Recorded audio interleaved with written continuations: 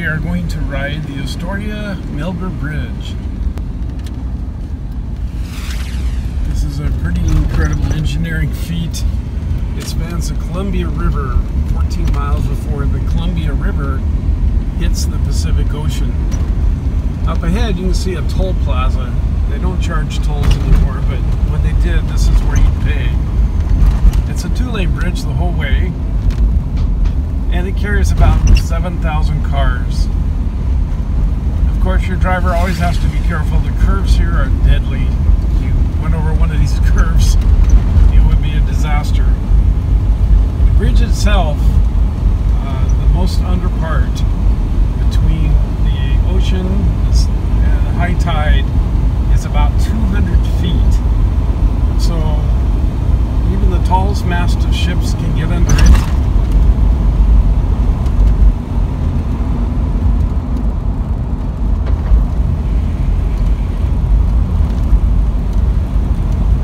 And something are going on the bridge today,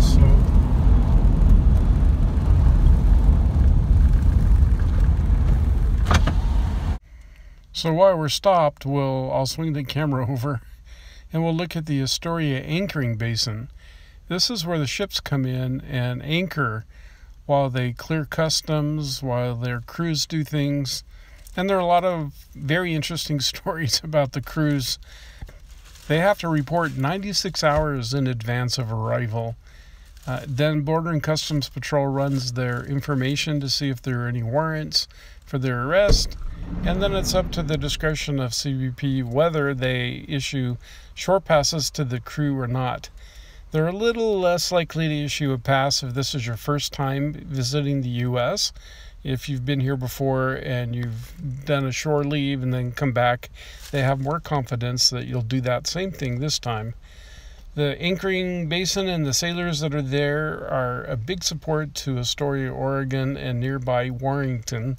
And they do a lot of shopping. Fred Meyer and some of the other stores give discounts to the crew, so they get a better deal. And you can imagine, after being at sea for a long period of time, that they really enjoy getting to shore and doing all the things that people do when you finally hit land after a long period at sea. Here we go. I don't know, but my guess is we're going to find they're working on the bridge, and since there's only 2 lanes, they have to shut down 1 lane in each direction when they do work on the bridge.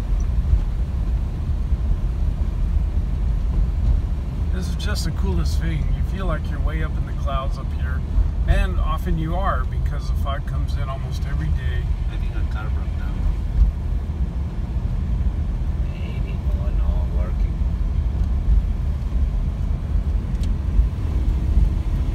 Something happened. It looks like they're working on the bridge. But if a car broke down or something else was going on, you could clearly see why they would have to close parts of the bridge. So there are a lot of parts to this bridge. I think there are 14 sections. The longest is over 2,000 feet long. But a lot of the passage seems to be built on some kind of dike structure. So you come down off of the bridge and then you're up on a dike, and then at the end you're going to go through another bridge. This is really something. If you get to Astoria, you've got to cross the bridge. And there are a couple ways to get to Astoria. You can come down the Colombia River on the south side and not ever go over the bridge. But for sure, take the time to go over the bridge. It's kind of a fun thing. And you can see on both sides here, the bay, huge bay. You can see how the mouth of the Columbia really spreads out, as do many rivers when they finally meet the ocean. And you can see on my left that the tide has gone out. My friend and I were thinking about, well, what could you do with a land like that? Could you plant rice?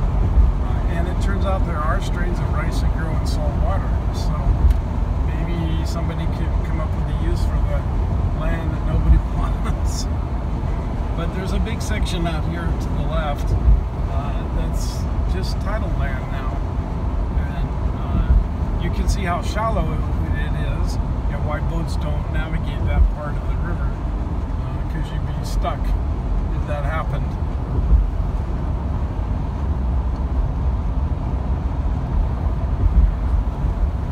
And this is, of course, spanning the two states, Oregon and Washington. And surprisingly, they don't have a big sign telling you when you get to the other side that you're in Washington. You just are in Washington. And it's interesting because in Oregon there's no sales tax, in Washington there is. So if you're going to buy a car, buy it in Oregon and then drive it to Washington. I don't know. Usually the tax guy catches up with you. You'd have to license it in Oregon to get by with that. Imagine if this area of the road got covered in real heavy fog. You know what I'm talking about. The kind in which you can only see a few hundred feet in front of you. And you'd be way out here in the middle of the bay trying to navigate with traffic coming on from the other direction. I can imagine that it would be quite a challenge.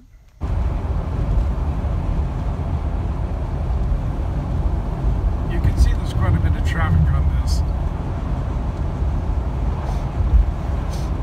So we're going to be coming up to the second real bridge. We're kind of on a dike thing, if you can see it from the side. It looks like a dike. But we're coming up to the real bridge. And the second last bridge. This isn't a bridge that you would take a big sailboat or a large ship under. It's just not high enough. The height is behind us.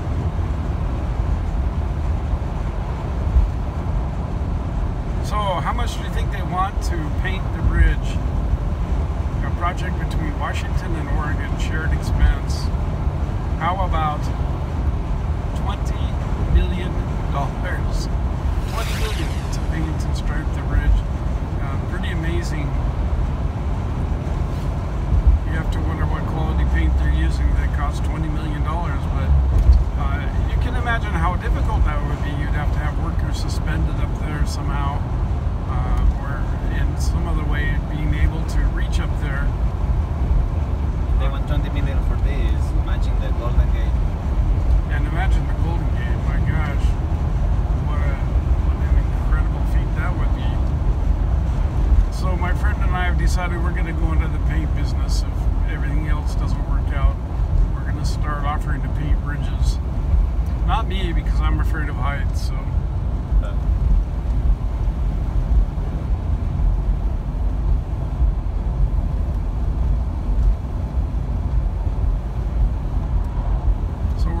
to the end here. We're going to come to a traffic lane light, and then what we're going to do is we're going to go left because we're going to the port of, I don't know how you pronounce it, L-W-A-C-O, Loaco, Yaco. Depends, in Spanish you'd say it Yaco, but in English, or it probably is an Indian name, I would presume. But anyway, that's where we're heading today. I really thank you for taking the trip across the bridge, and we'll see you soon. My name's Tim Painter. If you like what you see, please like and share. And of course, I love your comments. Okay, bye-bye. I just love doing